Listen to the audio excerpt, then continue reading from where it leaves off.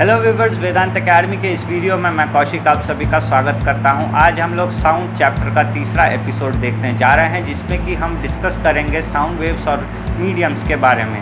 तो शुरू करते हैं मीडियम से पहले। तो मीडियम क्या होता है? द मैटर और substance through which the sound is transmitted is called a medium. तो फिजिक्स के लैंग्वेज में अगर डिफाइन किया जाए तो मीडियम एक ऐसी चीज़ है, एक ऐसा मैटर है, एक ऐसा सब्सटेंस है जिसके थ्रू जो है साउंड ट्रांसमिट होता है। तो एक हम इससे पहले एक एक्सपेरिमेंट देखते हैं। बुक्स में जनरली ये एक्सपेरिमेंट देता है, इसके बारे में मैं एकदम डिटेल्ड आपको नहीं बता रहा हूँ, बस ऊपर ऊपर से समझा रहा हूँ। ये उतना इम्पोर्टेंट भी नहीं है एक्सप्लेन करना, बस इसका काफ़ी हो जाता है कि एक जार लिया जाता है, उसको ऐसे रखते हैं और उस जार के अंदर में जो है बेल होता है। इस बेल को जब हम लोग वाइब्रेट करते हैं तो जो है वो हमको आवाज़ बेल की आवाज़ उस जार के अंदर से भी बाहर सुनाई देती है। लेकिन यहाँ पर हम एक चीज़ काम करके देखते हैं। इस बेल के नीचे एक वैक्यूम पंप बैठा देते हैं और वैक्यूम पंप के थ्रू जो है सारी एयर जार के अंदर से हम खींच लेते हैं बाहर की ओर। तो जार हो गया खाली, उसमें ना एयर है, ना लिक्विड है, ना गैस है। तो इस हिसाब से उसके अंदर एक वैक्यूम तैयार हो जाता है। अब जब हम बेल को वाइब्रेट करते हैं तो हमें कोई साउंड सुनाई ही नहीं देती। क्यों? क्योंकि उसके अंदर कोई मीडियम ही मौजूद नहीं है। साउंड एक ऐसी चीज़ है जिसको मीडियम रहना कंपलसरी है। A medium is necessary for the propagation of sound waves. ये हमने अभी देखा है। इसके बाद देखते हैं medium can be solid, liquid और गैस। तो सॉलिड में भी साउंड ट्रैवल करता है, लिक्विड में भी करता है और गैस में भी करता है। साउंड जो है वैक्यूम में ट्रैवल नहीं करता। कोई ना कोई मीडियम तो इसको चाहिए।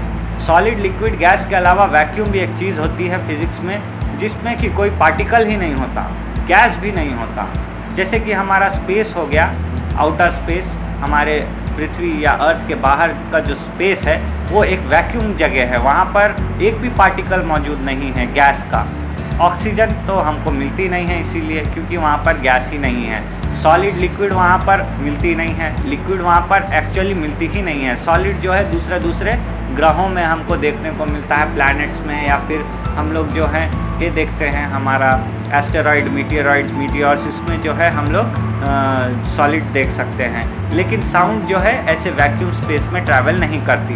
तो जनरली स्पेस में हम लोग जब जाएंगे तो हमारा कान कोई भी काम नहीं कर पाएगा, क्योंकि साउंड जो है निकलेगी तो हमारे कानों तक पहुंचेगी ही नहीं। We can not receive the sound.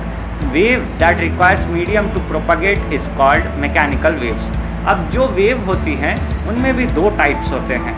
एक टाइप ऐसा होता है जिसमें कि हमको किसी भी तरीके से एक मीडियम की बहुत ज़रूरत होती है। तो ऐसे वेव्स जो होते हैं इनको मैकेनिकल वेव कहते हैं। अब वेव कितने टाइप के होते हैं वो भी देखते हैं, और वेव के अंदर जो है कैसे एक वेव एक्चुअल में होती क्या है उसके बारे में हम जानते हैं। तो wave is a phenomena or disturbance in which energy is transferred from the one point to another point without any direct contact between them। अब पॉइंट A है, पॉइंट B है। पॉइंट A जो है साउंड वाइब्रेट करेगा, point B जो है sound को receive करेगा। अब यहाँ पर जब हम पॉइंट A से वाइब्रेशन शुरू करते हैं और एक साउंड निकलना शुरू होता है तो ये पॉइंट B तक पहुँचता है। दोनों में कोई डायरेक्ट कॉन्टैक्ट नहीं है, बस बीच में एक मीडियम है।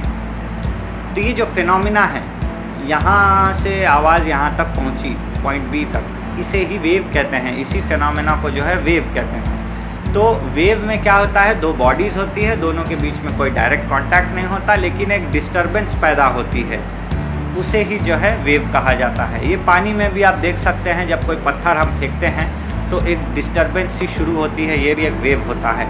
अब वेव के कई एग्जाम्पल्स हैं, उसमें से बहुत इंपॉर्टेंट एग्जाम्पल्स जो फिज़िक्स में यूज़ होते हैं वो है heat wave, light wave, sound wave etcetera. तो हीट वेव क्या है? हीट वेव आप जानते ही हैं, जब हम आग जलाते हैं तो वो गर्मी हम तक पहुंचती है। अब हम डायरेक्टली आग के कांटेक्ट में नहीं होते, फिर भी हीट हम तक पहुंचती है। क्यों? Because heat is a wave, heat is an energy and it is propagating through the medium towards us. तो यहाँ पर जो है वेव जो है हमारे पास पहुँच रहा है।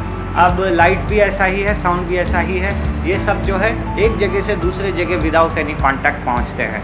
On the basis of direction of propagation waves are categorized into 2 parts. तो यहाँ पर जो वेव्स हमने बात की मैकेनिकल वेव्स की, उसमें भी डायरेक्शनल बेसिस पे 2 अलग अलग टाइप्स होते हैं, एक है लॉन्गिट्यूडनल वेव्स और एक है ट्रांसवर्स वेव्स। तो हम देखते हैं जल्दी जल्दी कि टाइप्स कितने होते हैं वेव के, जो हमने अभी तक देखा। लॉन्गिट्यूडनल वेव्स के बारे में पहले जान लेते हैं। These are the waves in which the particles of the medium vibrate along the direction of the propagation of the sound। तो इसमें जो है डायरेक्शन समझ लीजिए, पॉइंट A से पॉइंट B के तरफ साउंड ऐसे ट्रैवल कर रहा है।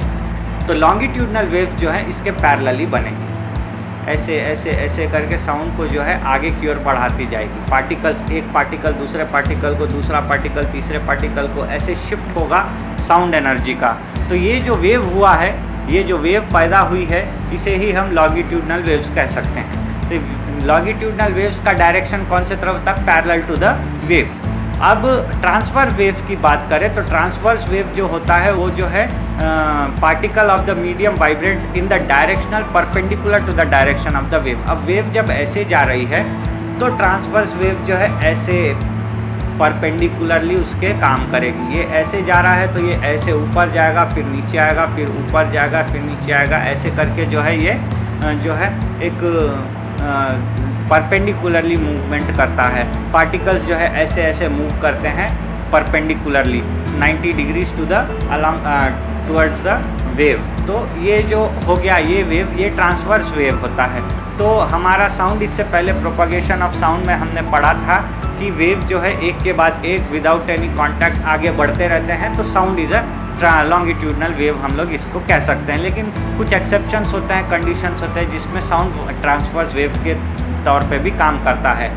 Another type of wave which do not require any medium for propagation are called electromagnetic waves। तो मैकेनिकल वेव्स में हमने देखा कि हमको एक जो है मीडियम चाहिए, लेकिन एक ऐसी वेव भी होती है जिसको किसी मीडियम की ज़रूरत नहीं होती। ऐसे वेव को जो है इलेक्ट्रोमैग्नेटिक वेव कहते हैं।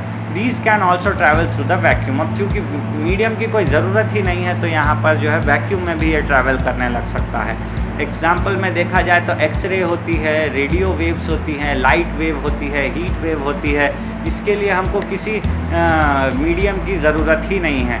सन से जो लाइट वेव और हीट वेव निकल के आ रहा है वो अर्थ तक पहुंच रहा है, और सन और अर्थ के बीच में कोई भी मीडियम नहीं है, वैक्यूम ही वैक्यूम है। जैसे कि हमने इससे पहले भी देखा, साउंड जो ट्रैवल नहीं कर सकता स्पेस में क्योंकि वहाँ पर कोई मीडियम ही नहीं है। तो ये heat wave, light wave, X ray, radio wave, ये सब जो है विदाउट एनी मीडियम भी ट्रैवल कर सकते हैं। तो इसमें जो है हम लोग समझने की कोशिश किए कि वेव कितने टाइप की होती है, मैकेनिकल वेव और इलेक्ट्रोमैग्नेटिक वेव्स। और इसमें भी 2 टाइप होते हैं मैकेनिकल वेव में, एक है डायरेक्शनल बेसिस पे दोनों होते हैं, एक है लॉन्गिट्यूडनल वेव जो कि वेव के डायरेक्शन में पैरेलली मूव कर रहा होता है, काम कर रहा होता है। उसके पार्टिकल्स मीडियम्स के शिफ्ट करते रहते हैं, एक के पास एक, शिफ्ट करके एनर्जी को ट्रांसफ़र करके वापस अपनी जगह आ जाते हैं, शिफ्ट करके ट्रांसफ़र करके वापस आ जाते हैं। यही होता है लॉन्गिट्यूडनल वेव्स में पैरेलली।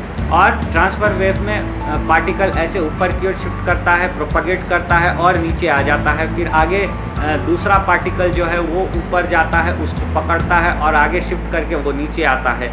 तो ये जो एक परपेंडिकुलर मूवमेंट होता है, ये जो होता है ट्रांसफ़र वेव में होता है। तो आई होप व्यूवर्स आप लोग समझ गए होंगे कि मीडियम क्या होता है और वेव क्या होता है। अगली क्लास में हम लोग देखते हैं कि जो ये साउंड से रिलेटेड जो टर्म्स है, मैथमेटिकल और फिजिकल टर्म्स जो होते हैं, उसके बारे में हम डिटेल स्टडी करेंगे। आज के वीडियो में व्यूवर्स इतना ही, मिलते हैं अगले वीडियो में। थैंक्स।